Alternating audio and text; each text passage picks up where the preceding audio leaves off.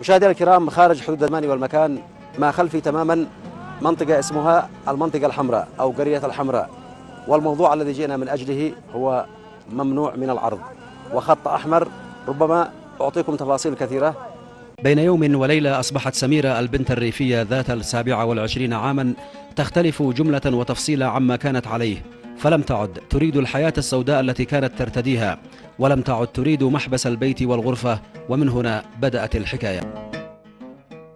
طيلة ليل كامل وأنا أضرب أخماسا بأسداس من أين أبدأ الحكاية، وهل يجوز لي أن أقتحم الحياة الأسرية والخاصة لهؤلاء الناس الذين لم يفزعهم الخبر ولم تزعجهم الحكاية التي غيرت مجرى الحياة والتاريخ بل والقرية والمحيط الكبير والمجتمع بأسره. أهلا وسهلا. ما دريت ايش ما في الحمراء؟ ماشي. ما دريت ايش ما في الحمراء؟ ما في الحمراء. هذاك هو الانثى. أي مالهم؟ ما لهم يا أخي، هذا مخلوق الحياة جيو. كانوا نسوان وبعدها ما رجعوا. كانوا نسوان. كان أيوة. ما كانوا نسوان، لا كانوا لا نسوان ولا رجال.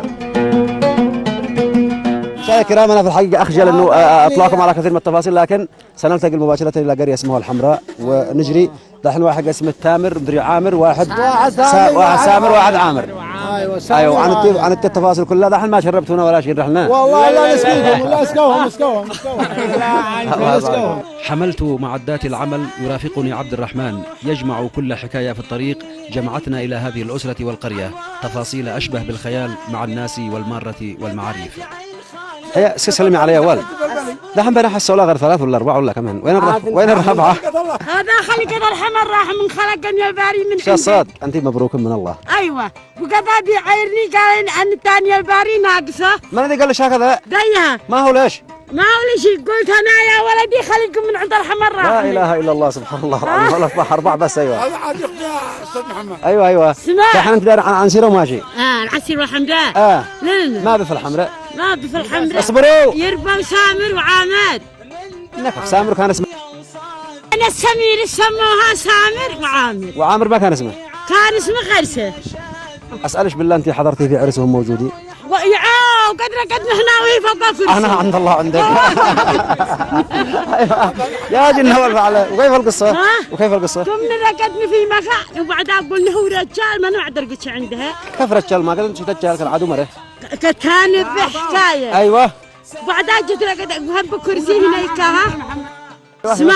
أيوة. كان بكرسي في زوات المستدرك، قلت ما انا قد المكان هذا زحمة خري مني ارقد وحدي. أيوة. وخرجت ترقد عندي. أيوة. في المستدرك عاد ما انا اقدر ارقد عند عمتي قدي، قلت على عيني وراسي. إنه كنت تحسين إن هي رجال ولا لا؟ حرام إن هي كان حسبها.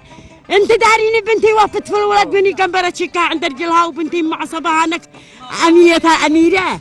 والله العظيم. إنه كان معانا شعار ولا ما بش؟ ما بش. شعار لها أنا. دوسان. يعوالك. أين أنت وين والكنشليات؟ أنا عند الله عندك. أنا أميرة. وين أنت ساكنة؟ ما جابش لها. ودا بيتي هنا يها. قريب. عمرتني. أيوة. أنا عمرتني وجيت جريت لي علاقتني عند البنت أسير فيها. الله يوفي سهل لك يا أمه ويبارك لك. آمين وأنت الله يسهل. نعم دحين أمشينا على طيلة. وين عسير دحين؟ عسير الحمراء. يلا. ما معاكم بالحين. يلا مع السلامة. مع السلامة، الله يفتح عليك. أحاديث أخذتنا ومسارات حتى بان لنا المنظر من بعيد. سيارات وأناس كثيرون تجمعوا وكأنهم يريدون أن يحدثون بما صار عن سميرة وعن غرسة اللاتي ألهبن الناس في هذه القرية استغرابا. الآن إلى منطقة اسمها الحمراء، وهذه هي إحدى القرى في همدان، ومنطقة محترمة وناس راقيين وناس على قدر كبير من الوعي والفهم والإدراك. فقط أنا جيت من أجل عامر وسامر. أنا جيت مشاهدينا الكرام من أجل عامر وسامر. أين عامر وسامر؟ أينهم؟ حنسلم لحظة. فما تجابرني يا ولد كيف قعدت القصة من أولها لآخرها. ما جابرك، ما أقول لك، كان قدرة الله. قدرة الله. هو عايز جابرك هو من راسه. تمام قل لي حتى ولو شوي من التفاصيل. التفاصيل إنه خلقهم الله هكذا، كانوا يعني مش مخفي. اي مخفيين ايوه. وبعدين اكتشفوا انهم طيب بالله عليكم انتم عندما كنتوا تعاملوهم هل كنتوا تحسوا بان فيهم اثر رجوله ولا ماشي؟ رجوله من الالف للياء. من البدايه كان كلامهم رجال واشناب وكل شيء، لكنهم وسيرتهم 25 سنه وما عاد صغار لكن ما حد شمات لوالهم، ما عاش ما عاش لوالهم لانه بالمغمق ومصمت من البدايه. ايوه شرشف وشعر طويل وذا وكل شيء. كل شيء جاهز.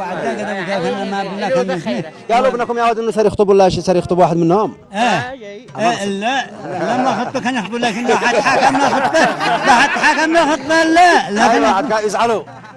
اخرج يمدخ مشي اسالك بالله والله ان اخرج ما يهرب لا هربا خاطبي ولا قال يصير يخطب له ايوه هو الكل.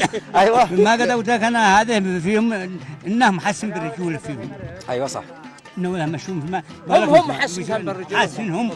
لكن احنا محتاجين نقضوا عمر، ما هم الله قضوا عمر يعني 25 سنه 25 سنه وحياتهم كلها. لكن انا الذي يجنني اذا كانوا يسيروا مع النسوان في الصالح. حي الله وجه. لحظه ايوه كان يصيروا الصالات يعني في كل الاعراس، حتى صارت هنا صارت في صنعاء في همدن كامل يعني. ايوه في همدن كامل. طيب صلينا على رسول الله. تقولوا عاد بحاله شبيهه في هذه المنطقه ولا هم بس حال نادره؟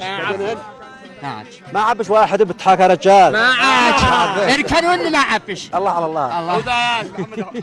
عن التفاصيل مشاهدينا الكرام، ربما اطلعكم على كثير من التفاصيل، ربما اصل بكم الى حقيقه هذه الظاهره العلميه التي دراسه والى طب والى كثير من الابحاث. انا متاكد بانه العمليه اجريت في القاهره والبدايه كانت هنا في احد مستشفيات صنعاء، ومن ثم تم تكوين بعثه تقريبا طبيه تنزل الى هذا المكان لمعرفه كثير من التفاصيل. ولماذا هذه الحاله النادره؟ هي تقريبا هم اقرباء. ايوه اقرباء. هي طبعا يبدو انها حاله وراثيه. انتقل بحضراتكم الى عامر وسامر، وقبل ما كان اسمهم اول ما كان سمير ومن سمير حي الله بغرسه واهلا وسهلا. وين انت يا غرسه؟ يلا انتقل يلا. هذه هي القرية التي جمعت الحكاية بعمرها الطويل، وهذه الوجوه مجتمعة شهدت تفاصيل سميرة التي عاشت بين أخواتها وبنات قريتها من دون أدنى شك أن يتحول الزمن إلى نهاية قطعت معها كل رغبة في الانتماء إلى ماض كان الجحيم بعينه. ومن هنا كان الواقع الجديد يرسم الغرابة ذاتها على كل من سمع ورأى هذه الأسرة. إذا مباشرة مشاهدينا الكرام ننتقل. هذه المنطقة التي عاش فيها هؤلاء الاثنان على أنهم مرأة، لكن الله سبحانه وتعالى أراد لهم بأن يكونوا شيئا آخر، وربما تفاصيل أكثر نطلعكم عليها. شيء عندك تفاصيل ولا شيء على الموضوع هذا يا أخي؟ والله ما مش عندي. أهلا وسهلا. جروب اسكي يا شيخ فايز يا أخي. أنا متأكد أن التفاصيل بدايتها قبل 20 سنة، لكن هل كنتم تعرفوا قبل هذا الموعد أو قبل هذا الوقت أنه هؤلاء ما كانش نعرف يعني، كانوا يحسبون نفوسهم نساء، كانوا يحسبون نفوسهم نساء. أيوة نساء كنت 20 سنة. وأنتم كنتوا تعاملون مع هذا الأساس يعني؟ مع هذا الأساس 20 سنة. وما هو الذي خلاكم تحسوا أنه هم يعني يحسبوا نفوسهم، قالوا ضاقوا في البيت عايزوا غير يشكوا مع أهلهم، قالوا نقوم نفعل لنا فحص. فعلوا فحص، قال ما الدكتور يعني رجال في الميمي. وين فحصوا عليهم في أي مستشفى؟ هنا في صنعاء. في صنعاء. أول ما فعلوا فحوصات قالوا لهم أنه هلا عندهم الذكورة عندهم 60%. أيوة 60%. وهم كانوا يدخلوا مطبخ ولا كانوا يفعلوا عمل؟ كانوا يشتغلوا ويخبزوا في البيت ويسفروا كل شيء. لكن أنا متأكد أنه في العريسات بين النسوان. متأكد أنه إذا كان فعلوا فول ولا فعلوا بازاليا كانوا يزيدوا الملح. أيوة الملح أيوة. ضابحين. والخبز كانوا يفعلوا ملوش كبير. خبز وفعلوا حلبة ويزيدوا في العريسات ويسفروا كل شيء. بنت الصحن يعني ما توقعاش ها. لكن ما احنا جازم لهم يقوموا يخبزوا وانا عند الله. ما نفعل، ما لهم رجال. الآن قدم أخوتنا ما عاد نقول لهمش نساء، الحين تعرفوا رجال. ما حش فكر منكم يخطبوا ولا شيء. أمانة يا أخي. أمانة خطبتوا. حياك الله. أمانة خطبتوا. كان قبل نقول لاخواتها عايزين نخطب، بعدها طلعت الجبت تتكم رجم الرجم وسقطت الطريق، قالت لك ولا بطلنا وهي ما عاد خلاص. من خطبته من؟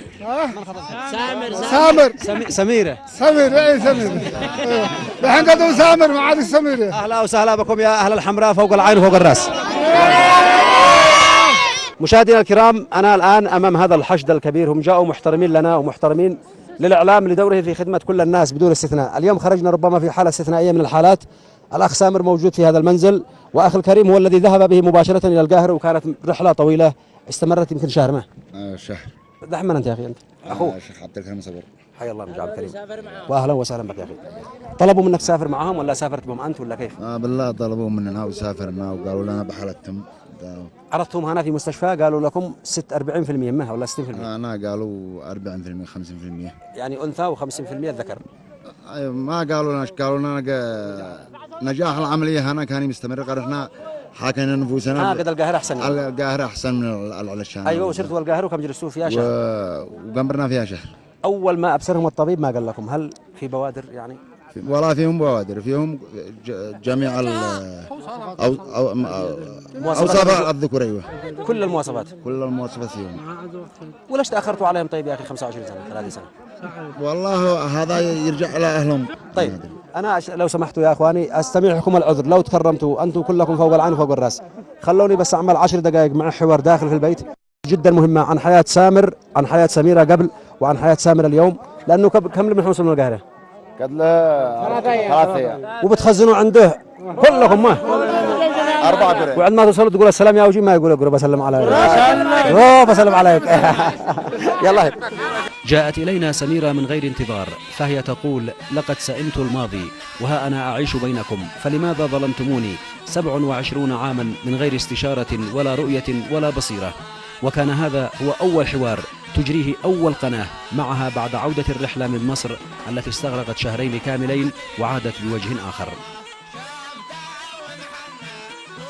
حي الله من جاء عمه واهلا وسهلا. فوق راسي يا عمي. الله يبارك فيك ويدي لك العافيه. الله يرضى عليك ويطول عمرك. الله يبارك. انا بنت العمد محمد يحيى ناشل، وهذا ابوه العمد احمد السودي. الله يحفظكم يا عمه.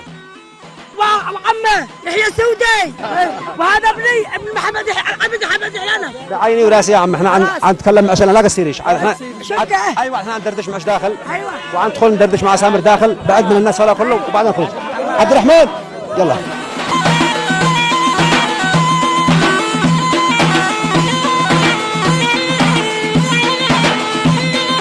مشاهدينا الكرام، أنا الآن في المنزل اطمأنيت. أنا متأكد بأنه في نسبة كبيرة من الإخوة والأخوات الموجودين في قرية الحمراء ربما يريدون أن يطلعوا على كثير من التفاصيل في هذا الحوار الذي سأجريه مع الأخ سامر.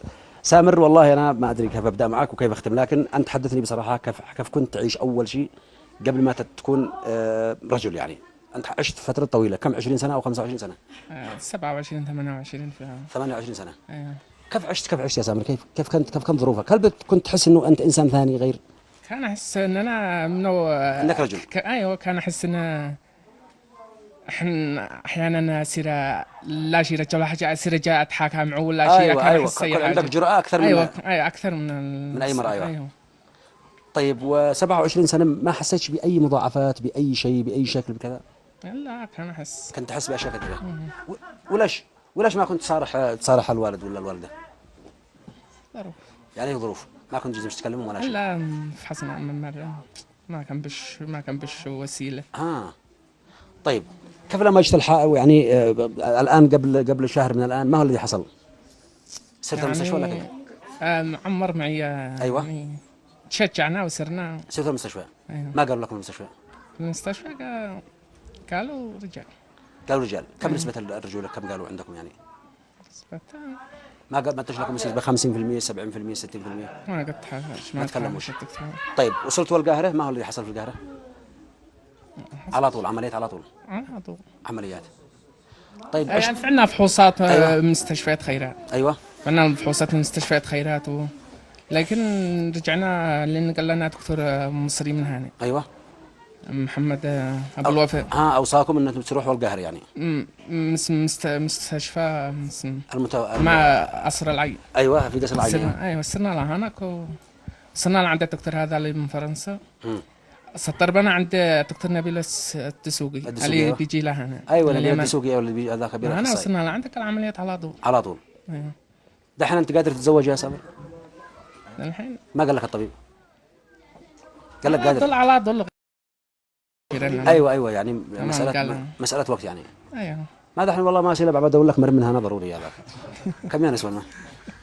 طيب يا سامر كلمني بصراحه يا اخي، ما ادري انت عشت حياه كثير ملؤها نساء وحياتها النساء هل كنت تدخل مطبخ انت؟ كنت تصلح شيء ولا شيء؟ ولا ما كنت تقدر؟ ما طباخ انت وهي. امانه صدق.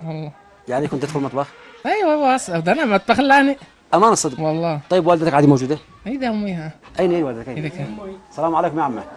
امانه جنبي انا جنبي يا عمه. لا شك مشاهدينا الكرام بانه انا متاكد كانت الام هي اكثر واحده تشفق على هذا الولد قبل ان يتحول الى رجل، يعني كانت الام اكثر درايه به. يا امي اسالك بالله، هل راودك في نفسك في يوم من الايام انه ولد ما هوش بنت؟ انا كان بين اخواتنا غير داري كيف عاش بين اخواتها هكذا لما مرض والكل ودخل.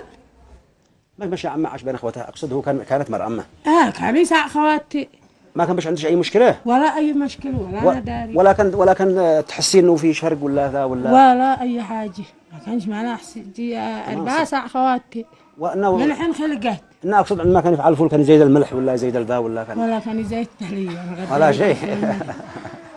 ايوه هذا عاش بين خواتي ساعة ما خواتي كان والكل. ايوه وابو والكل لو ما ذا الحين مرض والكل ودخل يدعاين. والنور رجل رجع.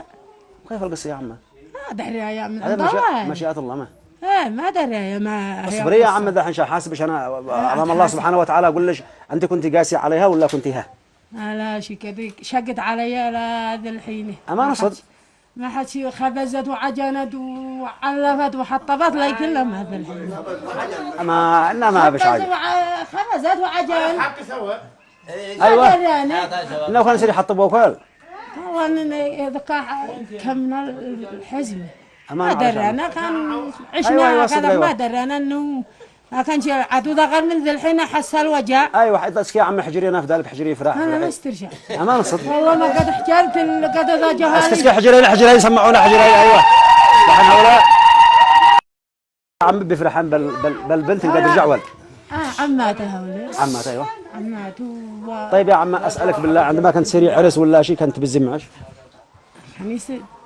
يا مرحش. كان يصير على نفسه. كان يصير على نفسه ايوه.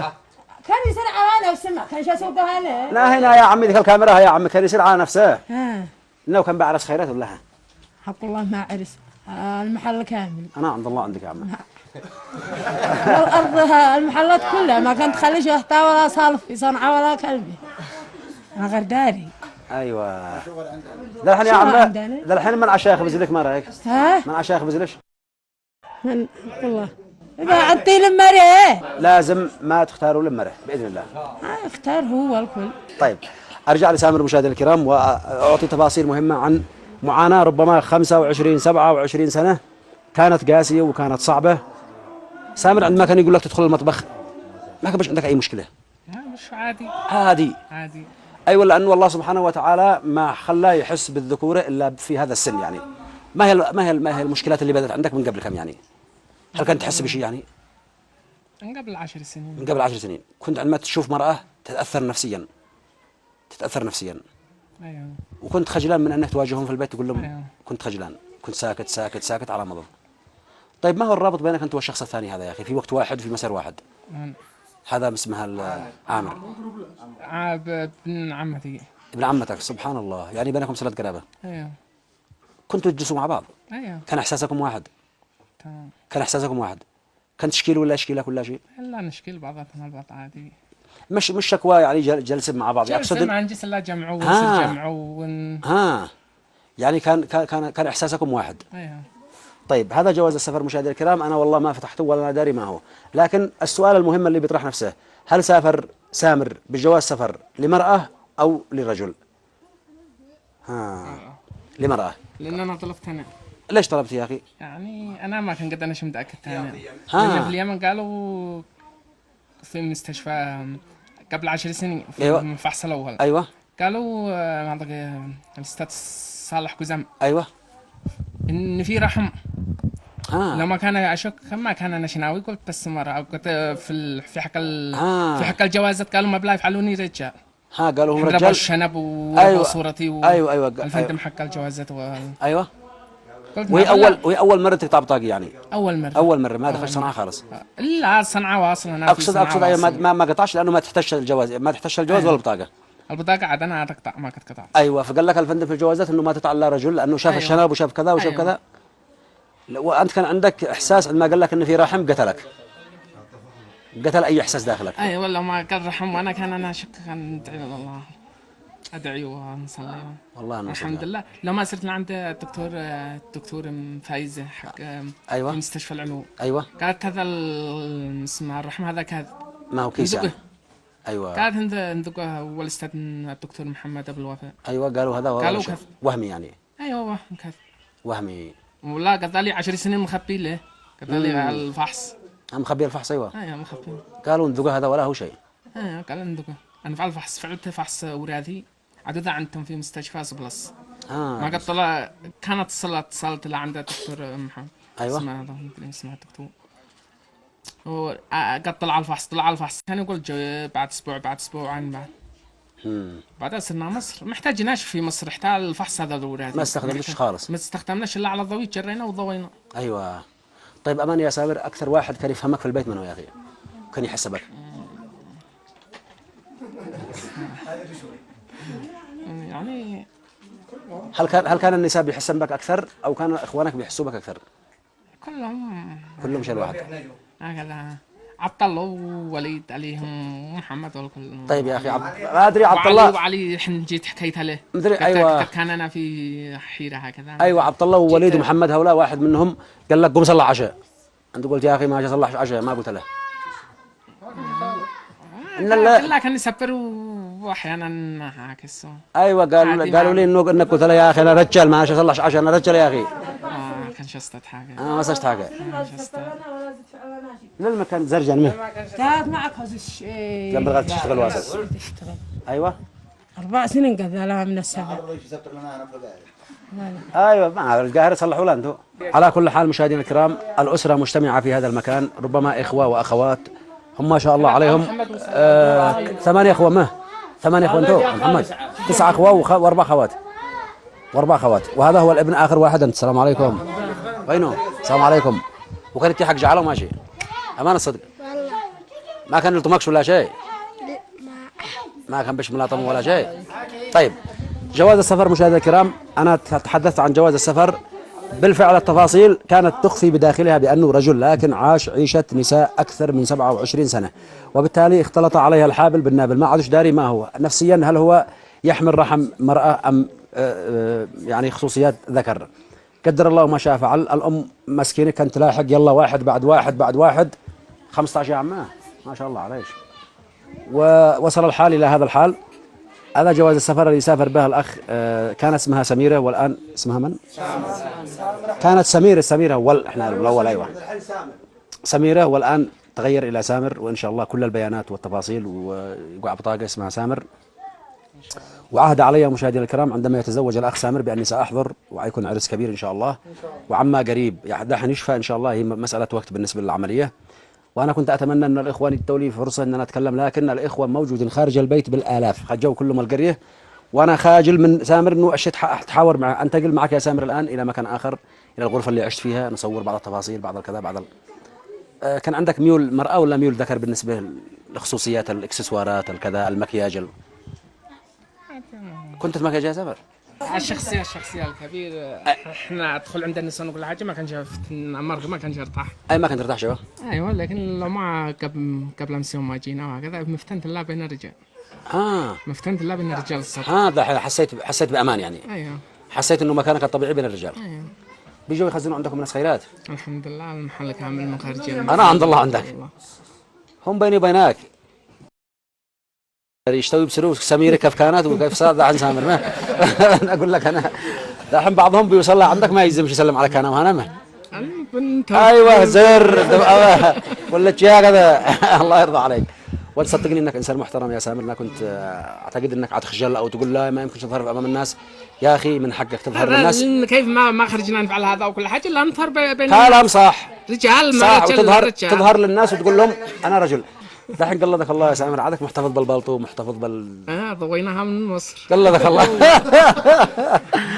صرنا بلبس نسوان من هنا. ايوه وصلنا القاهره، جلسنا 3 ايام تشجعوا كلهم اخوتي ايوه ما قالوا رجال دفيف وعبد الصبر وكلهم ما قالوا رجال ما فيش كلام كلهم. وبزينا في مصر طالب. ايوه الطالب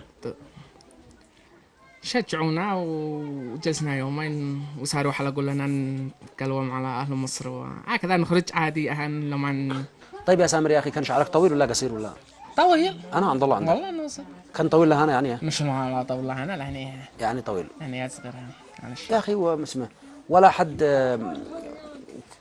كان يضايقك شعرك من اول؟ عادي. ايوه لانه الجانب الطبي احيانا ما يدرش به الا المختص به. يعني انت انسان عشت هذا الحياه، والدتك تعاملت معك على انك انثى. اينما صرت اينما كان صرت هذا رجال هذا رجال هذا. اينما خرجت حين يخرج واحد أيوة. يا رجال مدري باسمه واحد.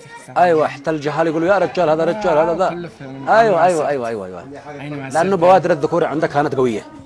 ايوه الان ما بتفكر يا سامر؟ ما هو دحين ما تعمل يعني ما هو مستقبلك الان؟ الحمد لله مستقبلي انا اتزوج تتزوج مستقبلي ايوه. الدراسه دحين في اي مستوى دراسي انت؟ يعني انا درست اول ما بالسادس. ايوه ورجعت العام السادس نجحت الاول اعدادي. يعني كان تلاقي صعوبه في التدريس في الدراسه ما؟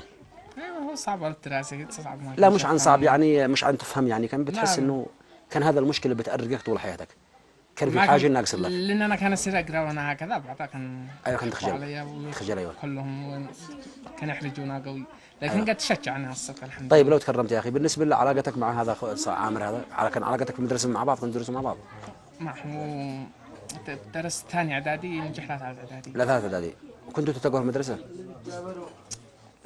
وكان يجي لنا احنا كنا خزان ما كان نلتقي في البيت. وكان يجي لهنا واصل هو؟ اين؟ كان يجي لبيتكم هنا يزورك هو انا ابن عمتي كان يجي واصل هنا وفي بيتهم وكان اكثر الايام قاعد جالس في بيتهم. جلس عندهم. وكان تخرج من هنا بالبلطو عادي ما فيه. وملثم ولا بدون تلثم؟ ملثم. انا عند الله عندك والله يا جنان. المهم قعدت مشكله كبيره يعني. ولو كنت نازل لثم وتختم فهدش عادي.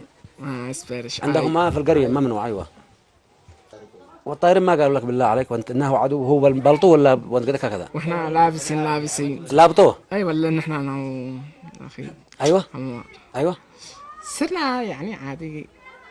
دولنا الاكل فوق الطياره. ايوه كان نصور فوق الطياره. هم قالوا لنا غلقوا فوق الطياره واحنا كنا نصور ايوه تصوروا ايوه.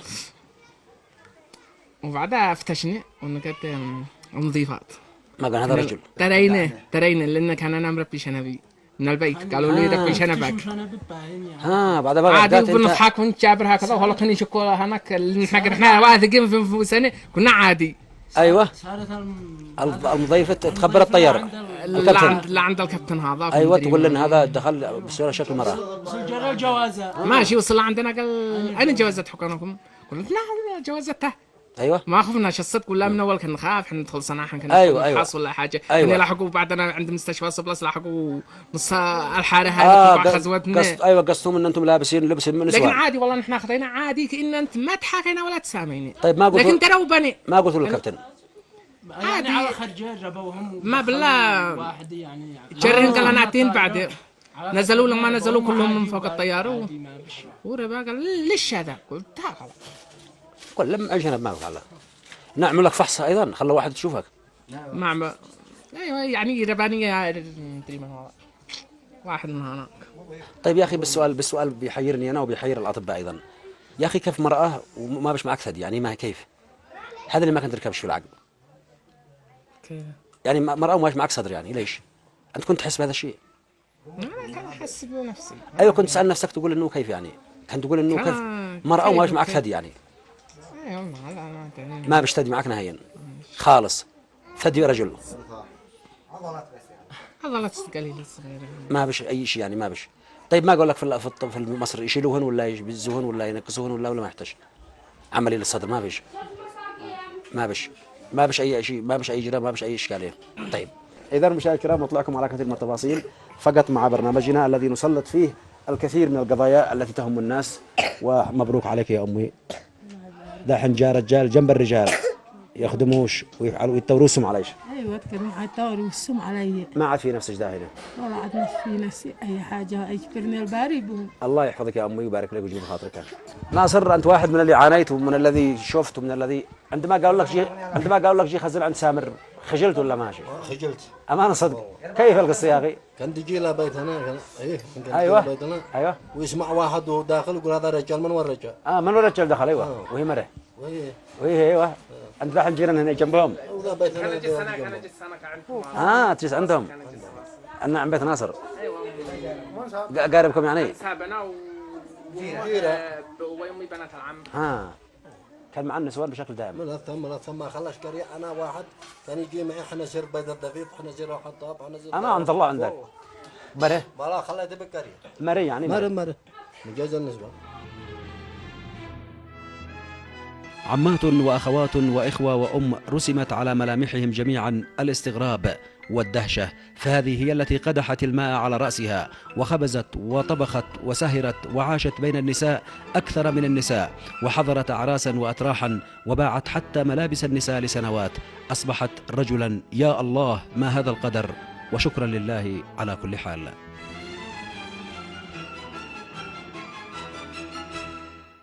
يا عم كانوا اشفق واحد منه. انا لا عندي اشفق من جهال اخوتي كلهم. امانه عليش؟ هم جهال اخوتي كلهم جي 10. ايوه هذا اشفق لا عندي منهم. كانوا محترم وشفيق وكريم واكرم واحد. لا عند الاسر كانت خالنا قد اختنا الكبيره مدري كيف. بالله عليش يعني اكبر من الكبار يعني. اكبر من الكبار كان كبير وكان تشفق علينا وتدبرنا كأن احنا مشايخ. هو دحين هو ابن اخوش منه؟ هو ابن اخي يعني. وابن اخوش انت؟ بيزو احترام اللي احترمنا شيء كثير ابن اخونا. والله انه اشفق منه مولا كلهم لا عندني. انه فرحتن عندما رجع رجال. فرحنا وكأن عاد احنا ولدنا ولد من جديد. ما كنتش تحس يا عم ان فيه؟ انا كان احس انا جانبه في الحب. ايوه كان يجي عندي كأن أرض حرام يعني كان زيارة أعظم من زيارة الرجال كلهم. أعظم من زيارة الرجال كلهم. كان المهم يجي عندي كأننا في مستوى ثاني مدري كيف كاين. الله المستعان. هذا الكر زوجت واحد من بناتي وما بحد أمان أننا بكيت. كأن البيت ضايع مدري كيف حانج وحنون وزبط. أيوة زوجتها وهو في القاهرة. وتفرق كأنه شيخ. وهذا كأن احنا ضايعين. ايام يا عم ما في نفسك. نفسي عافيته. كنت تتوقع يا عم انه يرجع ولد؟ ولد من اول. امانه كان عندك احساس؟ كان في تعامل معاه كان وكذا وكان يحل ويعقد الله يحفظه ويديله بنت حلا. دحين ما هو ليش يا عمه؟ ابن حماها ابن اخي هذه مرات خي الصغير وهذه مرات بنت الكبير. طيب وين يختم من هؤلاء؟ هذا كلهم. دحين انت خواتمه. طيب كيف كان يعاملك امانه حس قول لي ما هو اللي كان يعاملك؟ قول لي كيف كان يعاملك كيف كان معاك؟ وكان يرقد معاك من جيزك ما بش كلام ما بش كذا ما بش. كان يجي يزورني مزوج الله صنعاء. ايوه عاد اكثر شيء كان يجي يزورني هو يجي لعندي يعني كان احنج واحد يعني هو. كان يزور ويجي لعندي هو. كان يحس بك اكثر من اي حد ثاني يعني. وعندما علمته بالخبر ما كانش وقع الخبر قوي عليك؟ يعني كان مفاجأة وبعدها لين كان معاملة لنا مش يسعى الأخت لين كان يعاملنا وكان يعني هكذا كان يخلي نفسي يعني رجال. أيوة أنا كان عامله معاملة الرجال يعني كان أحترمه واسمع شوره ما كان يقول يعني لي نصائح كان أفعلها كلها. عندما علمت إنه رجال استغربتي ولا ما استغربتيش؟ ما استغربتيش. يلا دحين لو سمحت نحن نمر على البيت نشوف البيت بالكامل ونعرف تفاصيل كثيرة عن حياة سميرة قبل ما يكون ما نختار لها الاسم سامر من هو؟ من نفسه حالي اسم جميل. ما زلت فعلت لنا سمير الشيء مثل مطر سالتها الجبل مثل محتاج يحضر. كيف؟ يا مثل مطر جاءت امها ما زلت فعلت لنا سمير الشيء ولا صارت مثل محتاج حضر من الجبل. الله وكان يفعل كل شيء كل حاجه ويشيل الدولة بين نسوان اخواته ويفعل كل حاجه. المهم قتلتوها اللي قلت لكم واحد عرضك كان شمته. دحين فرحنا فرحه وان شاء الله في عرس لو خلك علينا نبدل ما نشتي انا نظرت كد وداري انه بنفسك قلنا لما كنت بدي انا زاد كان انا اخوكم الكبير انا لا عندي جاي يزورني جاه ما يصير عدوي ماتت وجاي يزورني لا هناك قال انا اخوش الكبير والله لا كنا جاي يزورش هكذا قبل ما يتحول منه قال انا اخوش الكبير وجاي تلي زلط ويكرمني وجاي يزورني لا هناك قلت للمية قال انا عاد اقول بدل بينا عاد اجيب بدل بيني جاء عندي لا انا بعد ما توفى والدي يعني واشفق حن كانت يعني اشفق اخ وما يحن علي ويكرمني لاننا جنيبه وما يذكرني ويبتلي ويكرمني الا هو هؤلاء كلهم جهال اخي ما يبشرش بي مثله ثاني نعم ابدا ثاني لكن الله يبتليه ويكرمك كرامه من الله امين وانت ادعي لي يا عمه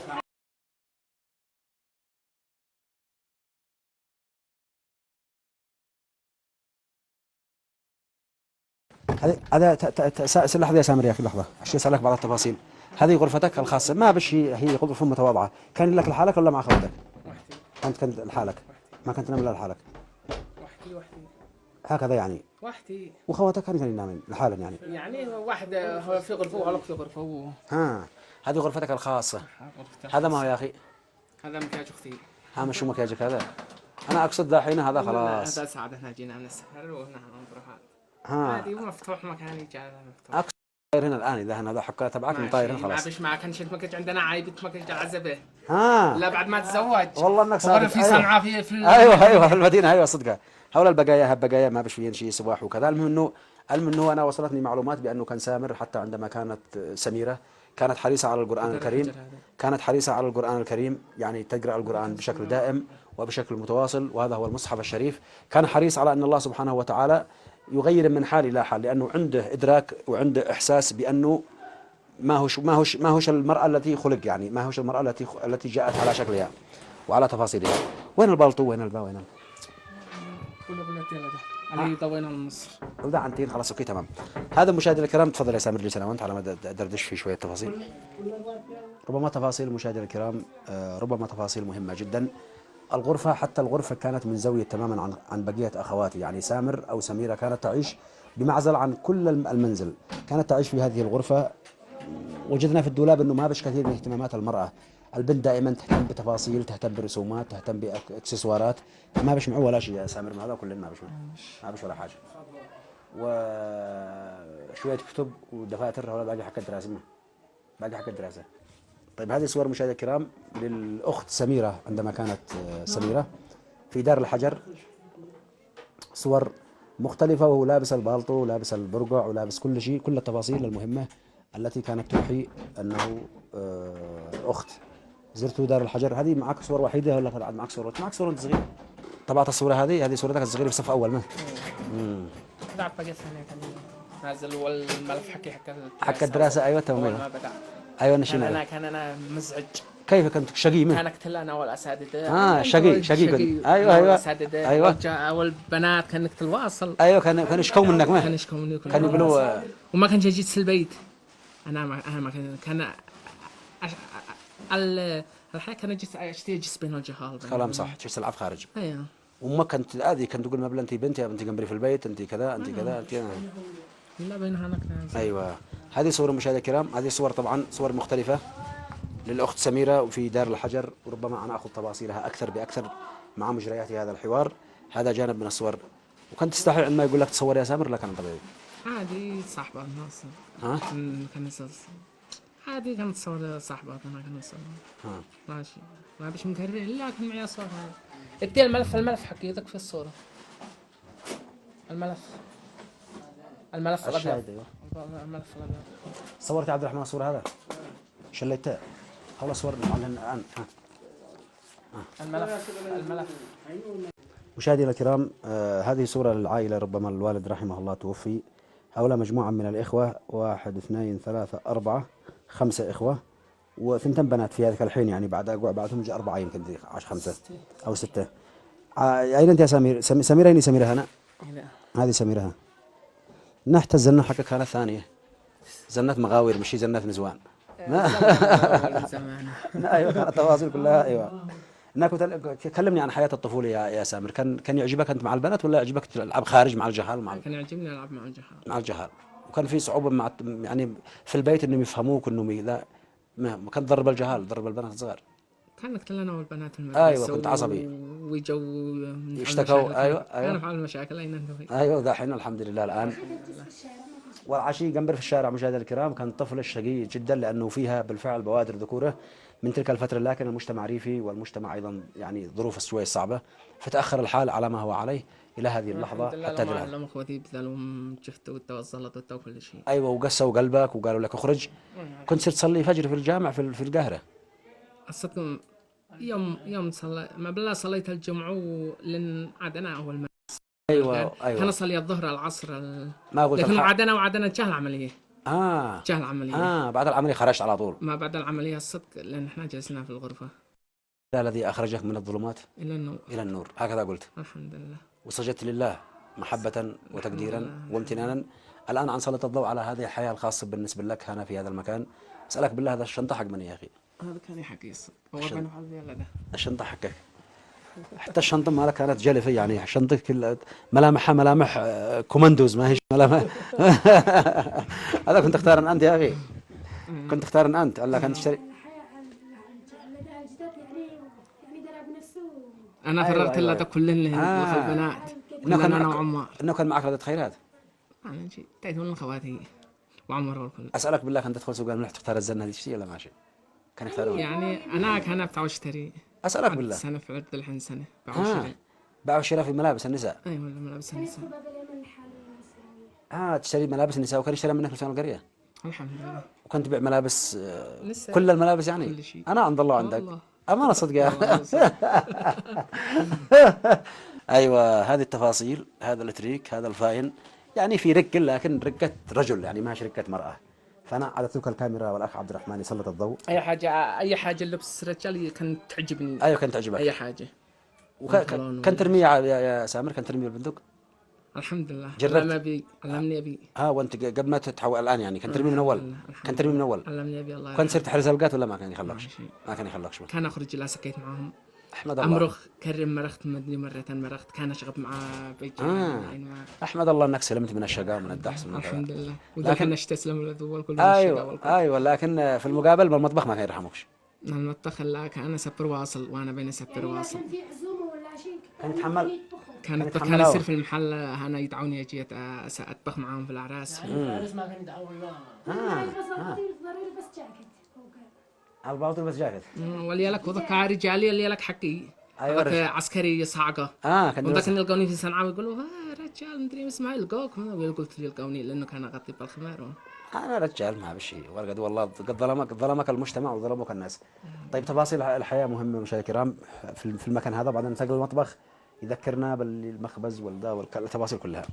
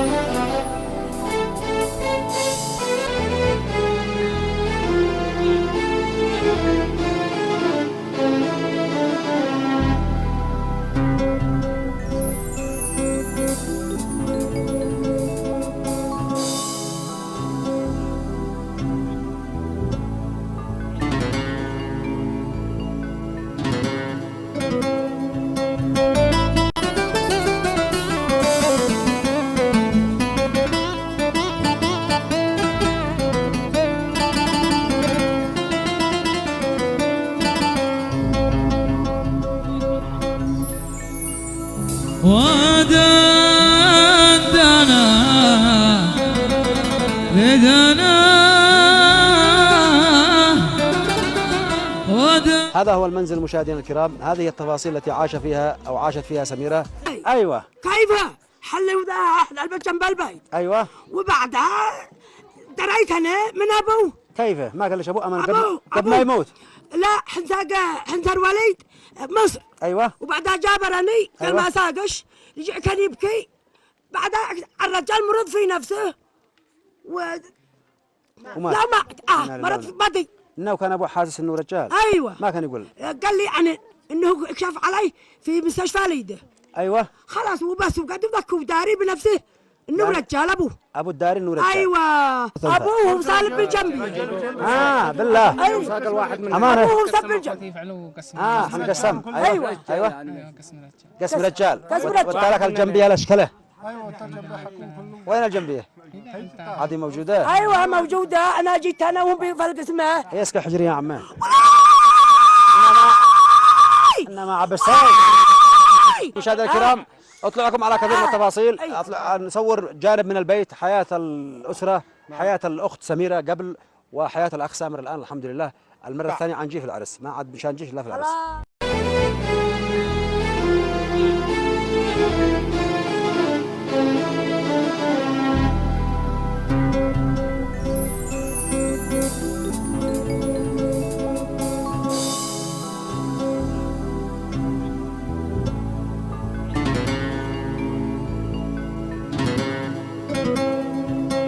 تفاصيل المنزل لهذه الأسرة يوحي أن سميرة حولت كل شيء باسمها، الأغنام والمصعد والمطبخ وكل التفاصيل، من شدة ما كانت تعمل ليل نهار، ولعل العمل هو من كان ينسيها الجميع حتى ذكورتها المخفية منذ ربع قرن تقريبا. الشيء الذي لا يمكن إنكاره مشاهدينا الكرام أن سميرة عاشت فترة من الزمن في هذا المكان، عاشت ربما أقسى مرارة الذكرى، أنه يتذكر المصعد والتنور. مية حرام انه اصعب حاجه قسما بالله.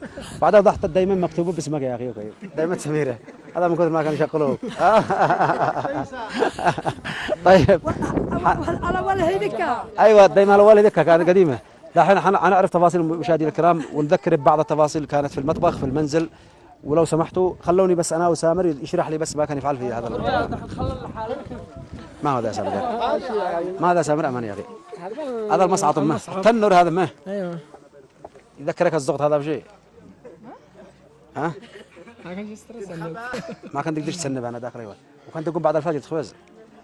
بعد الفجر يوميا. هذا هو المطبخ مشاهدينا الكرام الذي قضت سميرة فيه 27 سنة، وكان من أصعب لحظات العمر أنه تجلس في هذا المكان. ربما مكان ما هوش مكانها أصلا، لكن قدر الله ما شاء فعل.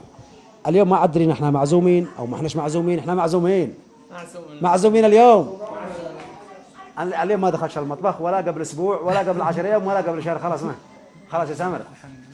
اسالك بالله كان تاخذ دوله انت ونسوان اخواتك ونسوان؟ لا الدوله ومن اول كان اسفر وحدي جماعه جنسان اخواتي.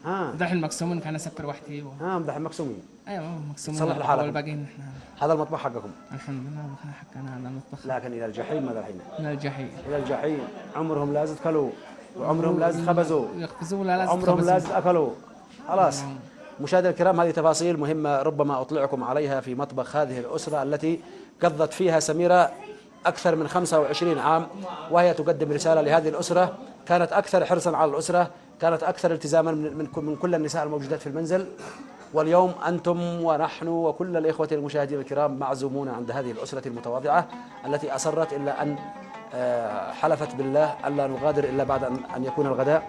الآن الساعة تقريبا 1:15 من الظهيرة وإحنا موجودين من 8 بنصور. صورنا كل التفاصيل، أطلعناكم على كل القضايا الملحة. وآخر لقطة بالنسبة لهذا المطبخ، صور لنا يا عبد الرحمن البنات ولا الموجودات يا أخي.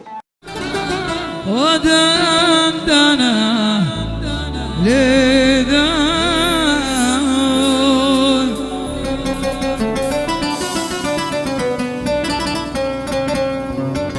شيبي متعب شبابي والقلب يرفي شباب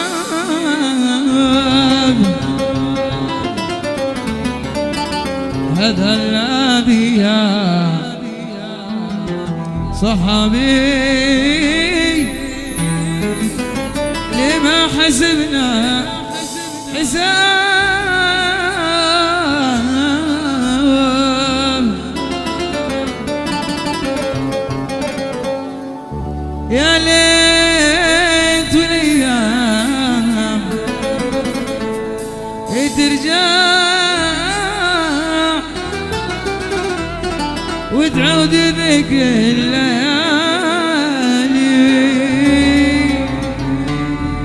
مشاهدينا الكرام، أسرت هذه الأسرة وهذه القبيلة وهذه القرية إلا أن يكون الغداء بينهم، وشكرا لهم. اللهم لك الحمد ولك الشكر على النعمة التي نحن فيها، نعمة الأمن والأمان، إلا من التقطعات التي تحصل بين حين وآخر نتيجة جهل الإخوة في هذه القرية أو تلك، رجاء يحلوا موضوع السيارات وموضوع القطاعات اللي بينهم من أجل أن ينعموا بالأمان، ويكون يدخلوا قاتهم ويدخلوا محلهم ويدخلوا صنعاء يتقضوا ويشتروا لهم مصاريفهم آمنين، يدخلوا أمراضهم وكله. أيوة يا والد، وأنتم كلمة حق لابد ما تقولوها لهانك تندقوها للطرف. كلمة الحق، من هو غلطان غلطان. نعم. ما في نفسك يا ولد. ولا في نفسي لا العافية زي الكلام اللي قلتها. ناهي والعصا هذا خايف لا الله عليك وكذا. ماشي وغربي. الله يبارك لك يا ولد. أسألك بالله يا والد، كيف كان تعامل سمير قبل؟ هذه المعاملة يعني خرجت من حال لحال. أسألك بالله، عندما علمته في القاهرة قدور رجال ما كيف رميناه أمانة؟ خلينا الدنيا فرح. أسألك بالله. صحيح. الدنيا شعيل. خلينا الدنيا شعيل كيف؟ اللهم لك الحمد لله. الحمد لله. اللهم لك الحمد لله. بارك الله فيك. سامر، ما هي الكلمة الأخيرة التي تريد أن تتحدث بها من خلال برنامجنا؟ أشتي أتحدث أن أهل المنطقة يفتحوا صفحة جديدة، يفتحوا صفحة جديدة وينسوا الماضي، وإحنا والكل ننسى الماضي. ما عبش سميرة، ما عبش مطبخ، ولا عد خبز ولا عد شيء. الله يحفظك. كرمتوا وسلمتوا، ما قصرتوا، باقي صورت يا الملكة. جاي جاي جاي جاي جاي. ما اسمك؟ يا رغدك كيف حالك؟ بسم الله. سميرة. سمير. سامر. ومن أول ما كان اسمه؟ سميرة. كنت تعرفي سمير من أول؟ أمانة صدق ما كنت جابر، ما كنت أقول لك. كيف أنت يا سمير؟ كيف أنت يا سمير؟ دحين قدوم عاد بش رجال، دحين كنت بصير في الشارع وكنت ادخلي ولا كنت ثلاثة ما دحين تمام. قابل مع أشجاع بنت بني. أهلا وسهلا. اسمها؟ أشجاع. يا أشجار، كيف حالك يا أشجار؟ أيوة. أخبارك؟ أين سميرة؟ كيف ذا؟ يا شيخ نقابل. سامر. أنهينا مقامنا في هذه القرية وقد جمعنا خيوط التحول من سميرة إلى سامر، ولعلي أتوجه بالحديث هنا إلى كافة أهالي القرية الذين تجمعوا من كل طرف، فهم غير مصدقين أن هذه البنت التي عاشت سنوات بين النساء أصبحت ذكرا يجلس في واجهة المقايل، بل ويسلم على الناس بقوة وبهيبة. تحدثنا إليهم وتحدث إلينا مدرسه الذي لم يخفي عنا استغرابه ذات يوم. طيب أخي الكريم، أنت المدرس الذي درست الأخت سميرة أكثر من 5 سنوات أو 6 سنوات، يعني ما الذي كنت تلاحظه؟ والله إنه كنت ألاحظ بس في قضية مشيتها، قضيتها يعني عندما قلت تسمع سورة يعني تقرأ مقطع من سورة الملك. أيوة. أول مرة شو أسمع الصوت حسيت إنه ما هو شيء. حسيت يعني حصلت عندي ارتباك يعني أصلا. تقصد إنه راجل يعني؟ أيوة إنه راجل، لكن أما في قضية أخلاق وقضية يعني الدراسة ما شاء الله متخلق بأخلاق المسلمين، لكن أنا أصبح سامر والحمد لله وإحنا فرحنا به ورحبنا به. طاقم التدريس بشكل عام كامل يعني. أيوة. يعني بها وبعمر أيضا الآخر الذي ما صورش معهم، فاحنا نحمد الله انهم تغيروا من حال الى حال، والان احنا مرتاحين. احنا جينا يعني نجابره وجينا يعني نهنيه، وكيف المدرس عندما يعني يهني الطالب حقه كان طيب. طالبه ورجع طالب ما شاء الله. طيب يا اخي، هل جلستوا معه في يوم من الايام؟ هل شكى لكم انه في حاله شيء او كذا؟ لا اصلا ما في شيء، لانه حاجز اصلا. انا في الفصل ويخرج من الفصل فقط زي البنات، لكن الان اصبح سامر بين الناس ما شاء الله، يعني رجل واخلاقه فيما قبل وفيما بعد. لكن لما القرين ما كان يحفظ ولا شيء. لا ما الشيء الحمد لله. الخط ما شاء الله والكل، لكن قد يكون يعني من الحاله النفسيه اللي كان عنده، يعني الحاله النفسيه اللي كان عنده انه رجل وهكذا كان يحصل له ارتباك وكذا، لكن الحمد لله الان له شيء يواصل في التدريس، يواصل في الدراسه عادي. يلا نحمد الله على ذلك. بارك الله فيك. انا احب الاخ البطل المشهور في اليمن كامل، محمد المحمدي، الذي يلحق لكل قضيه لحيث ما هي. الله يعزك. وقلت بالزامل هذا مرحبا آله محمد ما نزل سيله وحنث رعوده يا بطل مشهور والربي الشد انك المشهور ضد الجوده. مرحبا آله محمد ما نزل سيله وحنث رعوده. يشهد التاريخ والله يشهد انك مشهور ضد الجهود. لكم مني خالص الامنيات. قدمت رساله مهمه مفادها أن هذه الأسرتان كانت طيلة 27 سنة في وضع، والآن أصبح وضع آخر. أنا أستودعكم الله الذي لا تضيع ودائع مشاهدينا الكرام. مغادرين، وكم بودنا أن ينظر إلى هذا التحول لسميرة وغرسة في قرية الحمراء بهمدان إلى مادة بحثية نوجد أسباب هذه التغييرات لعلها تفيدنا في المستقبل وتكون أبحاثا أكاديمية للدارسين والمهتمين. إلى لقاء قادم ليس ببعيد.